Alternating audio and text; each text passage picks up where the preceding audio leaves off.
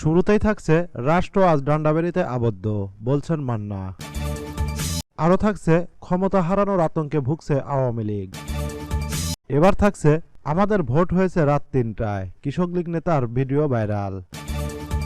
আরও থাকছে কর্মসূচি ঠিক করতে প্রতিদিন বসছেন বিএনপির নেতারা। এবার থাকছে এভাবে জিনিসপত্রের দাম বাড়লে দুর্দশার কুল কিনারা থাকবে না, ইসলামী আন্দোলন। আরও থাকছে ৭ জানুয়ারির নির্বাচনের খেসারত আওয়ামী লীগকে দিতে হবে। সর্বশেষ থাকছে খালেদা জিয়ার ১১ মামলার শুনানি ১৪ই ফেব্রুয়ারি। শুনলেন শিরোনাম, এবার বিস্তারিত। পুরো খবরটি দেখতে সাথেই থাকুন। রাষ্ট্র আজ ডান্ডাবেড়িতে আবদ্ধ। পুরো রাষ্ট্র আজ ডান্ডাবেড়িতে আবদ্ধ বলে মন্তব্য করেছেন নাগরিক ঐক্যের সভাপতি মাহমুদুর রহমান মান্না। মাহমুদুর রহমান মান্না বলেন, ডান্ডাবেড়ি পড়া অবস্থায় বাবার জানাজায় অংশ নিতে ছাত্রদল নেতাকে বাধ্য করার তীব্র নিন্দা এবং প্রতিবাদ জানাচ্ছি। পুরো রাষ্ট্র আজ ডান্ডাবেড়িতে আবদ্ধ। শুধুমাত্র বিরোধী দলের রাজনীতি করার অপরাধে পায়ে ডান্ডাবেড়ি পড়া অবস্থায় তাকে বাবার জানাজায় অংশ নিতে হলো।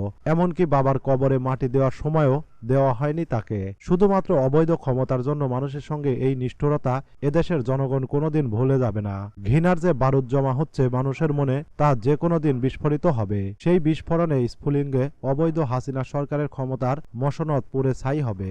তিনি আরো বলেন, একতরফা নির্বাচনের মাধ্যমে ক্ষমতা দখলের উদ্দেশ্য সরকার বিরোধী রাজনৈতিক কর্মীদের উপর যে দমন পীড়ন নির্যাতন চালাচ্ছে তা ইতিহাস ঘৃণাভরে স্মরণ রাখবে।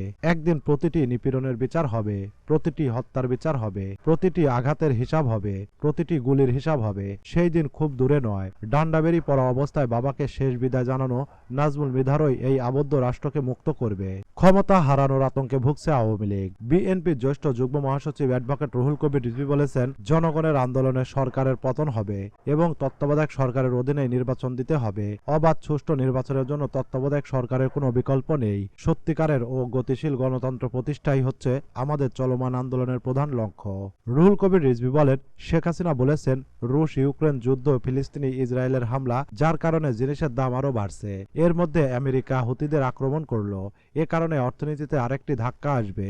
আমি বলতে চাই, ইউক্রেন যুদ্ধ সহ কোনো কারণেই বিশ্বের অন্যান্য দেশে দ্রব্যমূল্যের দাম বাড়েনি। মূল্য বৃদ্ধির কারণ মানুষের সব অধিকার কেড়ে নিয়ে কর্তৃত্ববাদী শাসন কায়েম করে উদ্ভট উন্নয়নের নামে বাংলাদেশে মহা সমারোহে দুর্নীতি ও লুটপাট চলছে। রিজভী বলেন, মেগা প্রকল্পের নামে মেগা দুর্নীতি হচ্ছে। এটি এখন সর্বজনীন স্বীকৃত। সরকার দলীয় লোকেরা সমস্ত ব্যাংক লুটে নিয়েছে।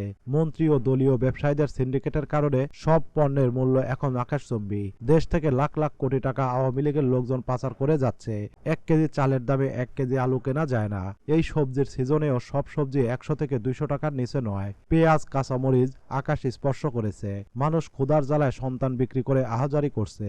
কিন্তু ক্ষমতাসীন দলের লোকেরা সুখ স্বর্গের মধ্যে বাস করছে বলেই ক্ষুধার্ত জনগণের সঙ্গে মশকরা করতে তাদের বাধে না। সরকারের মহাদুর্নীতি এবং অর্থ ও সম্পদ পাচারের কারণেই অর্থনীতিতে বারবার ধাক্কা আসছে। বিএনপির এই নেতা বলেন, গতকাল আওয়ামী লীগের সাধারণ সম্পাদক উবায়দুল কাদের বলেছেন, নির্বাচনের পর বিএনপি আবারও নতুন করে ষড়যন্ত্র শুরু করেছে। সরকার যাতে ক্ষমতায় থাকতে না পারে সেজন্য তারা বিদেশি বন্ধুদের দিকে তাকিয়ে আছে। তারা কম্বোডিয়ার মতো নিষেধাজ্ঞা আশা করছে। আমি ওবায়দুল কাদেরের উদ্দেশ্যে বলতে চাই, বিএনপি নয়, আওয়ামী লীগই বিদেশিদের উপর ভর করে ক্ষমতায় টিকে আছে। ডামি নির্বাচনের মাধ্যমে ডামি সরকার গঠন করে আপনারা এখন ক্ষমতা হারানোর আতঙ্কে ভুগছেন। জনগণ থেকে প্রত্যাখ্যাত হয়ে এখন আপনারা ষড়যন্ত্র খুঁজছেন।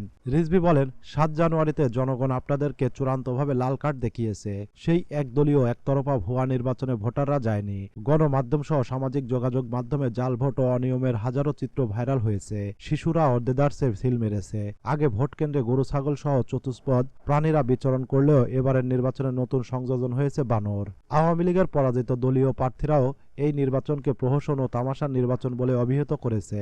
ক্ষমতাসীন আওয়ামী লীগ সরকারের উদ্দেশ্যে বিএনপির জ্যেষ্ঠ নেতা বলেন, এই প্রশ্নবিদ্ধ নির্বাচন দেশে বিদেশে কোথাও গ্রহণযোগ্যতা পায়নি। জাতিসংঘ, আন্তর্জাতিক সংস্থা এবং আমাদের উন্নয়ন অংশীদার দেশগুলো তামাশার নির্বাচন বাতিল করে নতুনভাবে নির্বাচনের দাবি জানিয়েছেন তারা।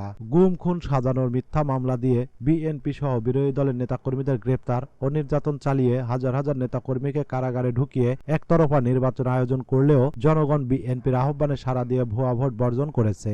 নির্বাচনের পর কৃত্রিম আনন্দ ফুর্তিতে মেতে থাকার চেষ্টা করলেও আপনাদের মনে শান্তি নেই। প্রতিনিয়ত ক্ষমতার ভয় তাড়া করছে আপনাদের, কারণ সহিংসতা ও বিরোধী নেতাকর্মীদের দমনের মধ্য দিয়ে একতরফা নির্বাচন করলেও আন্তর্জাতিক সম্প্রদায় বলছে এই নির্বাচনের মাধ্যমে জনগণের অধিকার ক্ষুণ্ণ করা হয়েছে।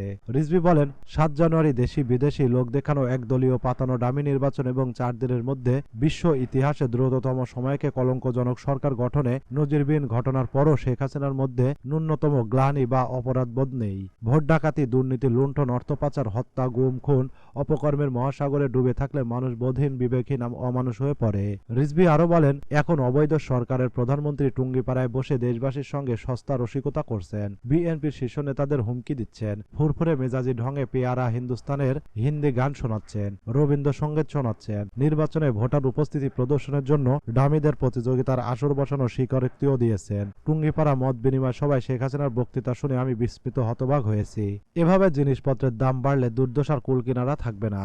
ইসলামী আন্দোলন বাংলাদেশের আমির মুফতি সৈয়দ মোহাম্মদ রেজাউল করিম পীর সাহেব বলেছেন, নিত্য প্রয়োজনীয় জিনিসপত্রের অস্বাভাবিক মূল্যবৃদ্ধি জনজীবন দুর্বিষহ করে তুলেছে। চাল, ডাল, আটা, চিনি, ভোজ্য তেল, শিশু খাদ্য, শাকসবজির মূল্যবৃদ্ধিতে সাধারণ মানুষ আজ দিশেহারা। জিনিসপত্রের দাম বাড়িয়ে বাজারে কৃত্রিম সংকট সৃষ্টি করেছে একদল মুনাফাখোর। তিনি বলেন, অর্থনৈতিকভাবে দেশের মানুষ বিপর্যস্ত। তারপর প্রহসনের নির্বাচনের বৈতরণী পার হওয়ার পর সিন্ডিকেট গোষ্ঠী জিনিসপত্রের আরেক দফা মূল্যবৃদ্ধি করে জনগণকে ভয়াবহ কষ্টে ঠেলে দিয়েছে। জিনিসপত্রের দাম বৃদ্ধি সাধারণ মানুষের কষ্ট বাড়িয়ে তুলেছে। তাই কঠোর হস্তে সিন্ডিকেট ভেঙে দিয়ে কালোবাজারিদের সিন্ডিকেট ভেঙে সাধারণ মানুষকে বাঁচাতে সরকারকে কার্যকর উদ্যোগ নিতে হবে।